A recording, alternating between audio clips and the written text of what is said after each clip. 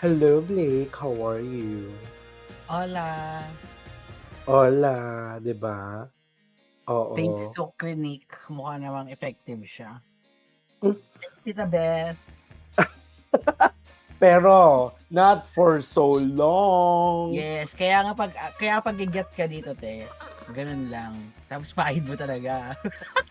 Oo.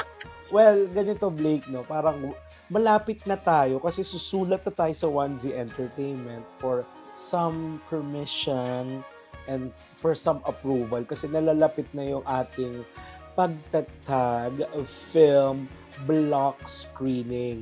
Unfortunately lang, nag-regret na si Adele, nag-regret na rin si Britney Spears, 'di ba? Mm. Si And Mother Monster din, I think is unavailable. Parang nagpapahinga from Olympics. yeah, feeling ko rin. Pagod So, siya nag-perform sa Olympics. So, baka hindi na sila makarating, 'di ba? Pero ang mahalaga, marami namang mga night outs ang makakarating. So, sure na sure na. So, abangan nila this weekend kung paano, no? Abangan nyo mm, na po. Yun lang ang gusto na alala. And after this recording, magla-live kami. So, we will be jumping ships. Pero yun, anyway, mm-mm. so right now, magbabawas lang kami ng Utang. mga obligasyon sa inyo. So, uunahin na namin 'tong bagong release ng SB19. Actually, unreleased pa siya, no, I think? Parang wala pa siya sa music platforms. Wala pa. This will be released on August 9. So, 2 days Yun, pero from of now. course, uunahan na natin with our reaction video to their performance at the Acer Day. So, eto na, go, huwag ng Yeah, this is a pag-speak video pa. courtesy of Acer. And then yung video lyrics lang yung pinili natin so that we can read some of the lyrics by Wow! Netstar Entertainment. Is this the Matt Summer TV interpretation era? Not really. First react pa rin tayo, 'di ba? So,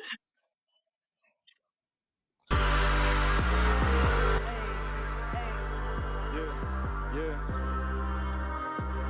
yeah, yeah. You can't stop this, we're gonna get it. Who cannot? 'Cause we're gonna get it. Lamo yan pag kami nakikiba. Laban ang ibong pag kami nagtitinda. now, totoo nga yung ating lapagang ipon pag kami ang nagtitinda. Tama yung teorya natin doon sa teaser. Lapagang ipon kapag kami ang nagtitinda.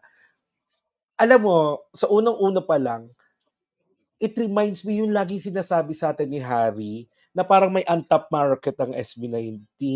Yeah. Yung alam mo yung aminin mo, Blake, bakit ito yung number 1 sa Spotify? Bakit ito yung number 2 sa Spotify? Hindi natin alam yung kantang 'to.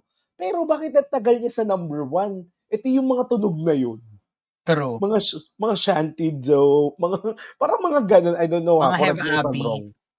Oo, yung talagang tunog, Masa. tunog masa, tunog kalsada.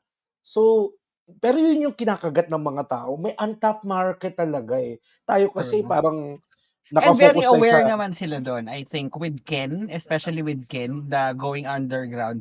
He knows that there will always be that side of music that a lot of people are not necessarily willing to explore, but it is what works with the mass. correct. So, parang yun lang talaga. Medyo nanibago ako, pero 'di ba? Wow, meron pa ditong description, discarded items, kalakal. Hoy, pero best ha, mamaya pag-usapan natin. Yeah, yeah. You can't stop this, we're gonna get it. Who cannot? 'Cause we're gonna get it. Lamo yan pag kami nakikiba. Laban ang ibong pag kami nagtitinda. There's a new type shit. There's a long dick I wear. There's a new type shit. Ikaw pa na wenga nandinadira pero pick na Uy! sir. Grabe sila Bisaya! makita nila ikaw nagpaka-real. Yeah, yeah, yeah. True, true. Wait, is it the first time that Philip did a Bisaya verse in an SB19 song? Tama ba? Okay lang wala. Is it the first? Wait. Ah, wait, parang ano lang, I get this feeling na parang isang verse na Bisaya. It's actually very refreshing to hear. Pero naniniwala I'm thinking kung nagawa na to sa ibang song nila. Kasi this is very, kumaga, not to compare, but this is with Alamat. We know the pattern of Alamat na in every song that they do, they have this languages and dialects na pinapasok nila individually based from where they're coming from dun sa verses. They interject.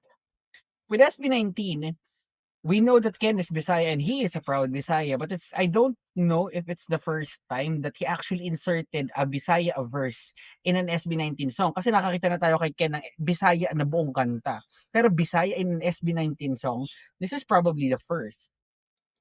yeah, parang pero nakakatuwa lang.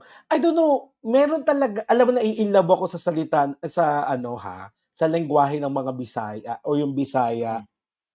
Kasi parang, yung kay Melay 'pag nanonood ako ng podcast niya, 'di ba Bisaya yun. I hope Ken Ken or Philip will guest in the future. Ang ganda pakinggan and ang ganda ng pagkakarap niya, aminin. True. 'Di ba?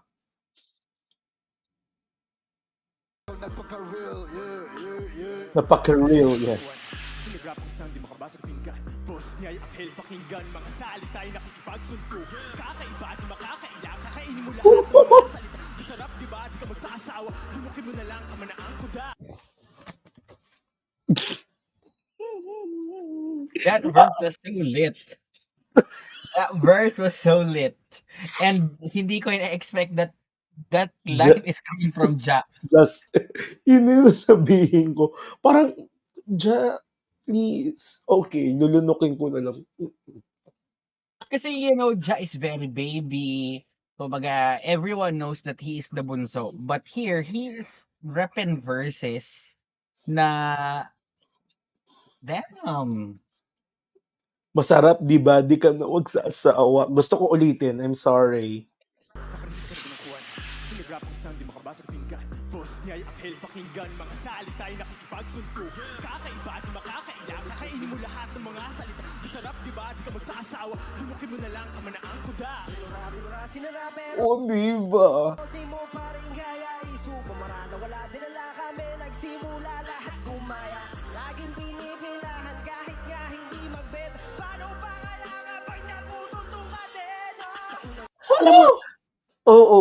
Alam mo, sobrang Anong nabibilib kadena ako. ito? Oo. Anong pumipigil?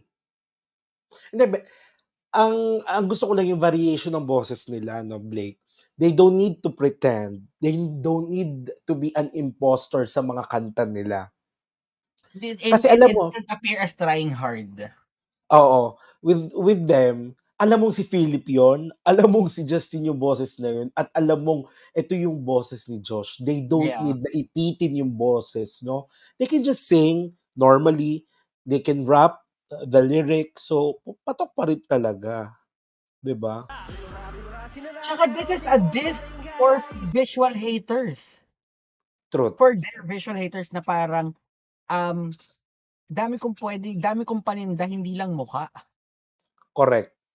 At Grabe! parang it's very parang intriguing kung saan sila pupunta sa kantang 'to, 'di ba? And Parang gusto totoo, ko maraming nawala, dinala kami nagsimula, lahat gumaya. And they're not apologetic about that, mic which is drop, good. Kasi mic a lot drop. of people are going to criticize you for bragging what you've done. But what they don't necessarily realize is it's self-appreciation. It's you projecting your self-worth that you've actually achieved this. Kumaga, nag-aano tayo we often give appreciation to the people who put themselves down. Na parang di ko kaya to. Tapos ang sasabihin mo, hindi, kaya mo yan, you have it in you, ganto, ganyan. Now, these are the people who knows that they have it in them, who's actually done something, and they're very proud of it, which is nothing is wrong. Now, the question lies, kung sino ba yung pumipigil sa kanila? Who is this force na nagkakadena sa kanila? Mhm. Mhm. Is this your favorite brand? Charot. Actually, Matt, I've moved on to greener pastures. Charot! Pumarada, wala dinala kami, nagsimula lahat gumaya. Laging pinipilahan kahit nga hindi magbet. Paano pa kaya kapag natututuwa din? Sa unang tingin pa lang, alam mo na nawala akong ibubuga. Teka lang sandali, tumigil ka at titigan ako sa aking mga mata. Alam mo ba na bukod sa aking mukha, daming bagay pa ang pwede kong itinda. Wag mo nang alamin, baka maigit ka. Lika rito, babaon na kita. Crystal pala yung line na yun, yung Oo. parang kahit hindi sa mukha, kahit may pwede pa silang ibenta. Totoo naman, a lot of people would tell you na ganito yung visuals mo, that you look like this and you look like that. Pero a lot of people are so blinded that your face is the only thing you can offer. When in Yeah, fact, you offer them more, pero still nakatingin sila sa mukha mo. correct. Alam mo kasi, sa Philippine showbiz at saka entertainment and music industry, ang daming gwapo. Sabi nga Totoo nila pag naman. gwapo maganda, may album ka na. Kami nang bahala sa post-production. Pero with them, hindi lang yun ang pwede nilang itinda. Tsaka 'di ba, you mentioned that na kapag gwapo ka, parang may sigurado ka ng future. It is SB19 breaking the code that actually hindi mo nga sila masasabi na they're not on top of their league when it comes to visuals. They're on top of their league. Ken, Josh, even Stel, Pablo, and Justin, kumbaga wala kang masasabi sa kanila, wala ngang tapon eh. But still, people are nitpicking their physical attributes a lot of times for their as they project their own insecurities, with parang na-overlook na yung Yung totoo dapat na talaga nilang nilang ino-offer nila. Kumbaga, i-offer. in the first place, they're trying to sell off their talent. Who in the world told you that they're selling their faces? Kasi if they were selling their faces, they could have had different careers. Pero Pageant. this is a group of 5 people with talents, legit talents, and nila yon. They have the discipline in their talent. So why would you actually nitpick? This is such a good diss track. True. Kasi Blake, parang tao dito, we will tell our friends or someone who's listening right now na may problem sa self-esteem nun. Nakakabili tayo ng clinic thanks to kay Tita Elizabeth. Kaya natin Yeah, pakinisin ang mukha natin. Kaya natin maging presentable. Kaya natin mag-improve. But talent, hindi basta-basta yan napupulot sa kangkungan. true. 'Di ba? Kahit anong tulong na ibigay sa atin ni Tita Norina, ni Tita Elizabeth, hindi niya maipadadala sa LBC ang talent. 'Di ba? Lika rito, babaon na kita. Why don't you just listen? Bakit ba ayaw nyo pang aminin? Alam ko naman. Ano nga aminin? Sandali lang. Ikaw ata ang dinidiss niya dito. No, let's watch. Please appreciate it. Bakit ba hindi mo pa aminin? Naman isa ka rin sa palihid na gusto ring makatikit.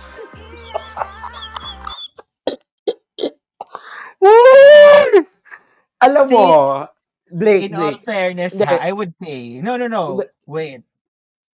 Matt, be proud. He wrote a line just for you. No, Blake. Hindi, I think this is for the haters na, alam mo yon, sometimes kasi may pride ang mga Pinoy eh. Yung paninindigan ko eh. I hated on them, hindi ako mag-yield. True. Di ba? Binash ko sila. Di yun yung sinasabi ko, Blake. For 3 Di ka years. mag-yield na hindi mo bet si Pablo? Hindi. Mag-usapan natin yung basher, Blake. Hindi. Teka ha. Nababother ako sa'yo. 3 years na tayong nagre-react sa kanila. Di ba sabi natin, ano yung battle cry natin? Ano yung gusto natin patunayan sa haters? Na darating ang time, hindi nyo na maiiwasan sila. Mapapakinggan nyo sila sa mall, mapapakinggan nyo sila sa TV, sa radio, at kahit anong hate ang hinate nyo sa SB19, wala kayong magagawa. So, True. mangyayari, magtatago na lang kayo at ayaw nyong aminin na nagugustuhan nyo na sila. True. Kasi alam mo marami pa rin akong kilalang ganyan na they started doubting with SB19. Now, nabibigla sila doon sa mga achievement nila. Ayaw pa nilang aminin na low-key fans na sila. Gusto na rin nila. 'Di ba? Pero ewan ko dito sa it's striking. Sa paligid na gusto ring makatikip sa iya. You can't stop this, we're gonna get it. Who cannot? 'Cause we're gonna take it. Lamo yan pag kami laging iba. Kapag ang iba, pag kami nagtitinda. That's what, alam mo sa totoo lang, siguro tayong mga lumang 80 nang nakaka-relate dito sa song na to, no? Na parang, gusto ko sabihin talaga na comment na you're always constantly waiting for SB19 na maglapag ng isang bubblegum pop song na eargas. Ano yun? Yung sinasabi nga nung iba na conventional na sisikat na kanta, magva-viral na kanta kasi ang sarap pakinggan. Pero they always releases songs na kakaiba. Iba yung kanilang itinitinda. Iba yung kanilang ibinibigay. Hindi sila nagko-conform kung ano yung patok, kung ano yung kakagatin ng masa. True. 'Di ba? Yun yung kasi parang, alam mo na, may mga nagko-comment sa atin na, ang SB19 kasi, hindi sila nagmamadali to the point na gagawa na lang kami ng kanta na repetitive, kanta na Ang tanong papatok. nga, sila pa ba ang gumawa ng kanta? 'Di ba? Another question and that's another topic for another video. Yeah. Ewan ko sa'yo, Blink. Let's watch. Ay!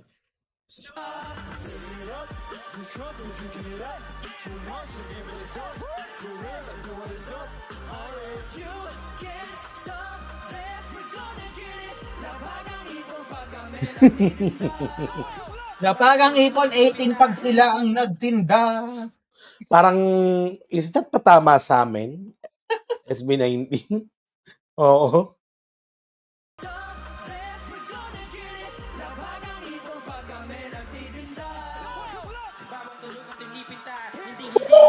Okay.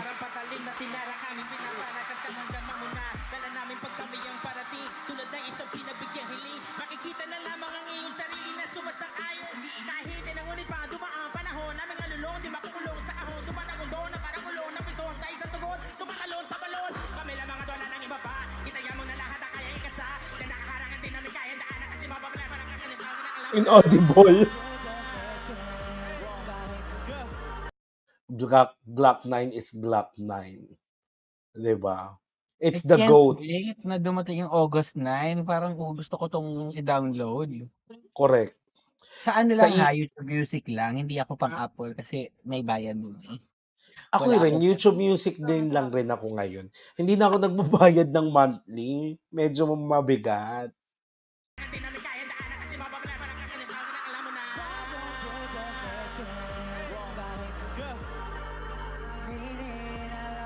Ano ba yung Pablo? Ba't ganyan na naman ang verse mo?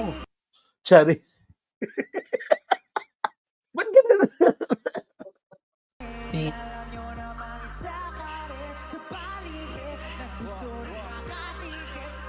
Sa ihain! Siyempre gusto ko rin tikman kung masarap.